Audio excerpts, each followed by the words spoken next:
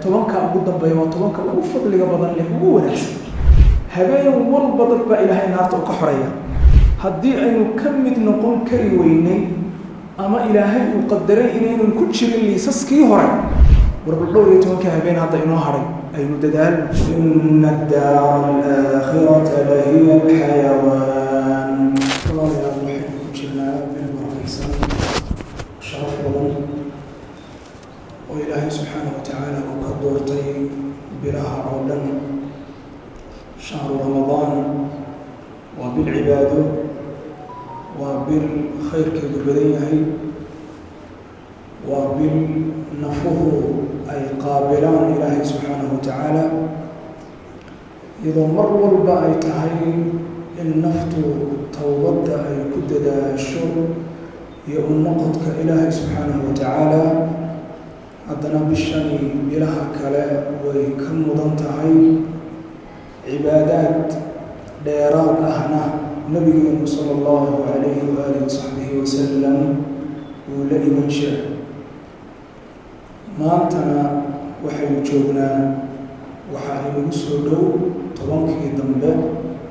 tobankii dhexe dhammaadkiisii baanaynu ku jirnaa habeen dhoweyd ayay ahayd markii bishu ay bilatay aynu sugaynay shaashadaha in bishii lagu dhawaaqo oo la yidhaahdo caawa waa ramadaan haddana waxa aynu sugaynaa oo inagu soo dhow goortii la odhan lahaa caawa waa ciid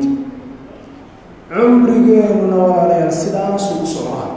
sida bishaas ay u socotay ayaa cumrigeenu u socdaa maalin walba tallaabaynu u qaadaynaa xagga ilaahay subxaanahu watacaala maalin walba maalinka ka sii dambaysa waxaynu u sii dhowaanaynaa xaggii qabriga waa hubaal laa maxaalata shaki ma laha waxaynu aaminsannahay weya dadkayni meeyo dadkii naga horreeyey meeyo in badan aabbayaasheen ka midib meeyo awowayaasheen meeyo xagga ilaahay baa la qabtay subxaana watacaala innaguna waynu ku daba jirnaa noloshan aynu joogno daartan hadda aynu ku sugannahay waxaa la yidhaahdaa alxayaatu addunyaa magacaas waxaa loogu bixiyey alxayaatu addunyaa waa nolol dhow waqti kooban ayaa lagu sugnaanayaa waa laga wareegaya waxaa kale oo la yidhi addunyaa waa taliidata oo waxaa laga keenay addanaa'a waa waxa xaqiran ee liita oo marka loo eego nolosha maanta aynu ku sugannahay dangaladeeda kale oo aakhiro ah waxba iskagama dhacan ilamaa ilaahay yuri subxaanahu watacaala waina addaara alaakhirata lahiya alxayawaan noloshuba waa aakhiro adduunka nololma taalo allah subxaana watacaala aayadda lahiya alxayawaan nolosha aakhiro ayuu u bixiyay tahay nolol cumrigeenna walaalayaal haddaynu xisaabino nabigu sala allahu calayhi wasalam waxau tilmaamay cumriga ummadaydu wuxuu u badan yahay baa nabigu uri calayhi salaatu wasalaam inta u dhaxaysa 60 ilaa iyo 70 bal ilaa 70 waxaynu xisaabin doonaa qofku marka uu dhasho ilaa 70 qofka cumrigiisaas laga bilaabo marka uu dhasho ilaa 70 haddaynu gaarsiino ama 80 aynu gaarsiinaba 5 qaybood ayaa loo qaybin karaa cumriga qofka qaybta koowaad الطفولة وأنت قفك ويريها المسبية وياهي وجوجك إلى أي شن يطرنك شن يطرنك سنة قفك علمه والمعروعة مسؤولية يحلك وقبرنا أما حلك ورنبه وحاو سارين هي والدك علمها شن يطرنك أنت وجاريو والدك وحكى سارين مسؤولية هذه العرس وآه inuu rabeeyo uu ku tarbiyadeeyo tarbiyadda islaamka diinta sharciga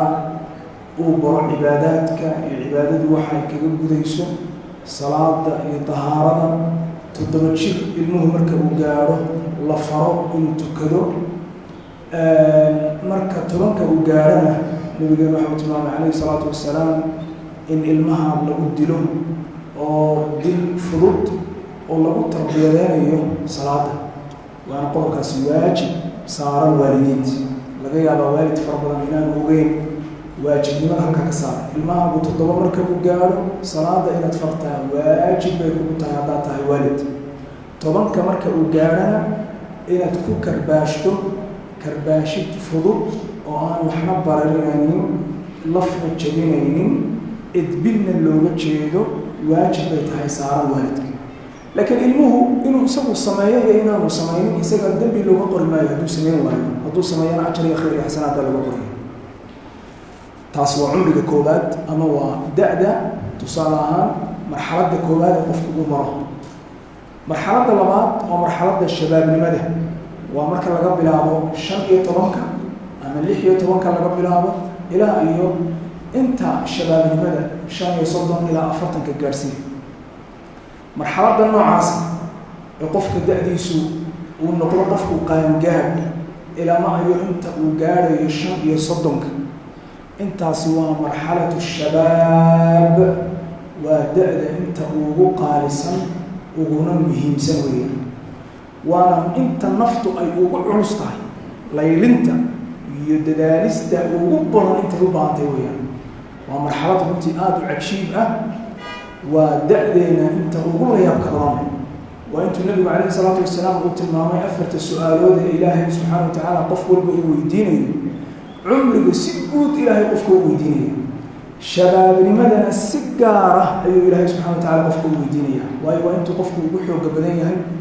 waa inta qofku ugu kartida badan yahay waa inta qofku ugu waxa weeyaan nashaadka iyo firfircoonida badan yahay 15 ilaa iyo 40 ama 35 oo la isku hayo marxaladda shabaabnimadu 35 ku egtay mise 40 inoo gaarsiiyo marxaladdaas labaad qofkii yaraannimo ayuu hadda ka soo baxay hadda wuxuu noqday qaangaadh marka uu dhamaysto 15 waa inuu ogaadaa in laba malag ilaahay subxaanahu wa tacaala uu kala saaray labadiisa garab oo ka qorayo wax kasta oo uu ku dhawaaqo maa yalfidu min qawlin ilaa ladayhi raqiibun catiid kelmad kastoo afkiisa ka soo baxaysa waxa qoraya raqiib catiid dadka qaar waxay moodaan ka midigtana in la yidhaahdo raqiib ka bidixdana in la yidhaahdo catiid laakiin sax ma aha labada malag mid kastoo la arkaa waa raqiibun catiid ka midigtuna raqiibun catiid ka bidixduna raqiibun catiid raqiib waa maxay waa ilaaliye muraaqib catiidna xaadir goob joogi marka mid kastoo la arkaa waana muraaqib waa mid wax weeyaan wax ilaalinaya waana goob joog marna aan maqnaanayn labada malag ayaa qofka ku soo kordhaya takaaliiftii sharciga oo dhan baa qofka wax weeyaan laga doonayaa da'diisu markaa qofka uu qaan gaaro waa inta ugu badan ay tahay jihaadu nafsi qofku naftiisa inuu la diriro oo uu la jihaado oo khayrka iyo wanaagga iyo daacada iyo alla ka baqa ilaahay subxaanahu wa tacaala qofku naftiisa inuu ku ababiyo waa marxaladda nabigu calayhi salaatu wasalaam sida gaarka intuu u xusay uu yiri 7 halka ilaahay harsanaya waxaa ka mid ah washaabun nasha'a fi taacati illah wiil dhalinyaro ah oo taacada ilaahay subxaanahu wa tacaala ku soo ababay oo ilaahay subxaanahu wa tacaala taacadiisa iyo cibaadadiisa ku soo koray kaasaa halka ilaahay subxaanahu wa tacaala harsanaya marxaladaas walaalayaal markaynu ka gudubno qofku wuxuu gudbaa marxalad saddexaad waa marxalatu kuhuula waa marxaladda qofku shabaabnimadana qofku uu dhaafo odaytinimadii iyo da'diina weli qofku aanu gaadhin marxaladda waxaa la odhan karaa waa laga bilaabo 40 ilaa iyo 50 ama 55 marxalatu kuhuula kahlibu markaa qofku noqonaya ويكلم الناس في المهد وكهلا ومن الصالحين النبي عيسى إلهي وحي ضدك والله هذا دونا يسقوا الربط سارا يسقوا كهليا أنبياء إلهي وحي قسوا جري أفرتنك مركا مرحلة دي أفرتنك مركو قارين وحي اللي كهلي يعني وانين إن النمدي سوء بوحده لما يسترمتها أضي يولي دأنا ولي أنا وحوي أنا قارين يوضي تنمو مرحلة داس ومرحلة دا qofku gaaray saddexaad 40 laga bilaabo ilaa iyo 50 ama 55 marxaladaas qofka waxa saaran dadaal dheeraad oo isagoo markii horeba qofku uu dadaalayay dadaal dheeraad oo cibaadaadka iyo daacaadka ilaahay subxaanahu watacaala qofku inuu kusii dadaalo ayaa saaran kitaab waxaa jira culimada qaar ay qoreen magac wuxuu u bixiyey aad u la yaab badan الثلث الأخير من العمر أيوبي أما فقه الثلث الأخير وحنا نقالنا هبينكي وحلاقي بيا صدح ضلال الثلث الأول الثلث الأوسط الثلث كالنحى الثلث كالضمبع الثلث الأخير عمري جينا نوصلها سلك قفكو مركا وقارو أفرتنك معناه دوحي تعاي انتو نبي إنه شيء عليه الصلاة والسلام وعمري أمضو أيوب بناد ضلالكي وجود دنبي أيو قفكاسي وكتشرا الثلث الأخير ولماذا قال كود مشايخنا كانوا الدكاترة أيام أشياء مدعى عنوانك كتابك وحنا يا بشيخ أبو ودبسة يعني وحنا كذا أبو يعني تيراني يبدو قبره وحقاد يقول عليه وادي وعدي مقع كتابك هذا شكت أي وعدي يقول الثلث الأخير من العمر قفك هدو أفرتن كهدو قالوا wuxuu ku jiraa dalaalkii ugu dambeeyay cumrigiisa waa waxay tahay qofku inuu ka diyaar garoobo waynu ognahay habeenka marka thuluthka dambe la gaaro waxa soo dhawaadi inaga waageen waa inta qofku nafta ka baxo qofku xagga aakhiro u wareego habeenku waa dhamaado khalaas macnaheedu waxay tahay adduunka baa naga dhamaaday marxaladda noocaas walaalayaal dadaal dheeraad qofku inuu sii bixiyo iyo juhdi dheeraad oo ilaahay subxaanahu wa tacaala cibaadadiisa uu sii dhawaado ayaa ina saaran الحافظ السيوطي وكمل علماء المسلمين تواوين المؤلفات كي كتبت بدلنا قري أفرتن كمركو قاري وكذا هذا دروستي كتبتي يوحدي ودن أنتو كفوا قاري أيو مسكين لازم مسجد كعبادة أيو وردك أيو ذكر إلهي سبحانه وتعالى يحسك إلهي وهاي وحي هذا العلماء هو كرامة يقدر كأدونك أيو قيمة آخرة إلى ذا مركا عمري جينا أفراد عمريgaas waxaan jeedaa saddexaad waa ka bilaabmaya afartanka ilaa iyo gaaraya 550 cumriga afraad 550 ilaa iyo 70 marxaladaas waxa la marxaladu shaykhuuqa waa odaytinimo yani kaas nin oday ah weey 550 wixii ka weyn waa da'weey waa da ilaa 70ka shaykh baa la oranayaa qofkaas waa qof yani shaykh xaqi da'da يعمره وياه تطبعاتن كوحي كسر هي وحلا مرحلة الهرم والجبو وجبو وياه وجبو يعني يسوي قف الجبو هذا اللي حكرت إلهي سبحانه وتعالى إنه عقل جيسي مجرم يساوي حس جيسي أنت إلهي سبحانه وتعالى قفك ودوره وحيالها قفك إلهي وكحف ديو عقل جيسي مسكح جيسي حس جيسي نوحا كم ذا يرانتي سي يدأدي أن شيء شباب لماذا قفك إنه إلهي سبحانه وتعالى عبادات جيسي وكذا ذلك ninkii la oran jiray Maxamed ibn Tahir al-Maqdisi oo kamid ah culimada muslimiinta waaweyn ayaa isaga oo boqol iyo charchar ah ayaa waxa la yiri meel dheer uu ka soo booday boodo ayuu ka soo booday meel dheer markaas ay war Maxamed say wax noqday markaas uu yiri a'da'un hafidnaha fi as-sighar fa hafidha Allah lana fi al-kibar wa hubnu ilahi macsidiisa aanu ka dhowrnay oo aanu ka ilaalinay markaanu yaryarayn markaanu maanta da' noqonay aanu jilicnayna ilaahay baa noo dhowray noo ilaaliyay sida awgeed qofku marka uu yar yahay inuu naftiisa iyo jirkiisa uu ku layliyo daacada iyo cibaadada iyo dhikriga iyo salaada iyo waajibaadka saaran oo waxyaalaha ka qayb qaadanaya qofku inaanu markuu gaboobo inuu ilaahay subxaanahu wa tacaala jirkiisa iyo awoodiisa iyo maskaxdiisa intuba inaanay daciifina ilaahay uu u dhowro subxaanahu wa tacaala waxaynu haynaa tusaalayaal fara badan rag culimo ah iyo dad waxweeye waayeel ah oo ilaahay subxaanahu wa tacaala u gaarsiiyey 80ka iyo 90ka iyo 100kaba iyo qaar 100ka dhaafayba oo awoodooda iyo xuskooda intuba ay dhamaystiran marka walaalayaal cumrigeenu sidaas u koobay ninka maanta 60 jirka ah macnihiisu waxa weeye nisfu umrigi ummadda nabi maxamed alayhi salaatu wasalaam uu qaatay oo markuu nabigu alayhi salaatu wasalaam umriga ummadaydu 60 ilaa 70 buu u dhaxeeyaa macnaheedu waxa weeye qofka maanta 30ka ama 35ka nisfu umrigi wuu qaatay intii nabigu noo sheegay alayhi salaatu wasalaam nuskeed maanta uu ku sugan waaba hadaynu gaadhno oo garanaysa 60 iyo 70 qofku inuu ka sokayaa oo dhici karta hadalka noocaas waxaynu ku jeedinaa in qof walba inuu diyaar garoobo waayo goor la isqabanayo iyo goor qofta tiisi ay noqonayso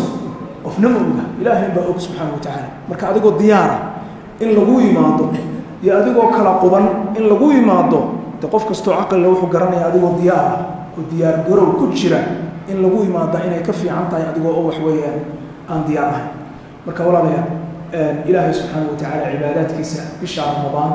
inta hadda inoo dhimanna aynu dadaalno waqti fiican baa weli inoo haray tobankii bisha ugu wanaagsanaa ugu fadliga badnaa waa inoo dambeeya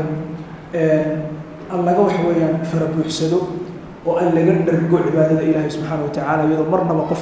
heerkii la doonaya boqolkiiba boqol qofku aanu gaaraynin tobanka ugu dambeeya waa tobanka ugu fadliga badan leh ugu wanaagsan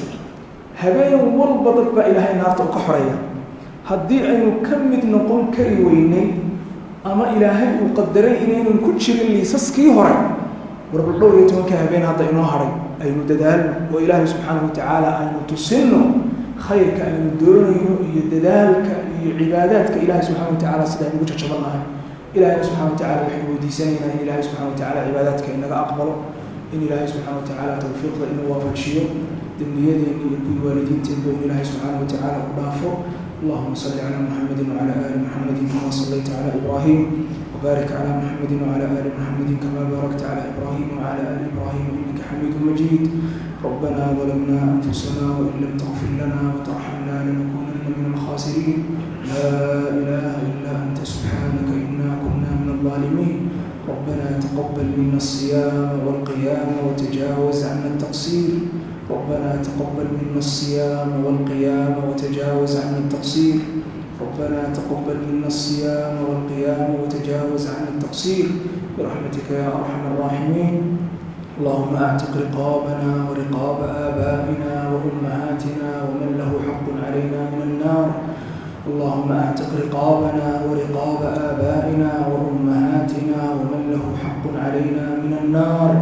اللهم أعتق رقابنا ورقاب آبائنا وأمهاتنا ومن له حق علينا من النار برحمتك يا أرحم الراحمين ربنا لا تزغ قلوبنا بعد إذ هديتنا وهب لنا من لدنك رحمة إنك أنت الوهاب ربنا لا تزغ قلوبنا بعد إذ هديتنا وهب لنا من لدنك رحمة إنك أنت الوهاب ربنا لا تزغ قلوبنا بعد إذ هديتنا وهب لنا من لدنك رحمة إنك أنت الوهاب اللهم يا مقلب القلوب ثبت قلوبنا على دينك اللهم يا مصرف القلوب صرف قلوبنا على طاعتك برحمتك يا أرحم الراحمين اللهم اغفر لأموات المسلمين اللهم اغفر لجميع أموات المسلمين اللهم نور لهم قبورهم يا ذا الجلال والإكرام اللهم نور لهم قبورهم يا ذا الجلال والإكرام اللهم نور لهم قبورهم يا ذا الجلال والإكرام اللهم ارفع درجاتهم يا رب العالمين اللهم من كان منهم محسنا فزد في إحسانه ومن كان منهم مسيئا فتجاوز عنه برحمتك وفضلك ومنك يا ذا الجلال والإكرام اللهم ارحمنا إذا صرنا إلى ما صاروا إليه اللهم ارحمنا إذا صرنا إلى ما صاروا إليه اللهم ارحمنا إذا صرنا إلى ما صاروا إليه صلى الله وسلم وبارك على نبينا محمد وآله وصحبه أجمعين.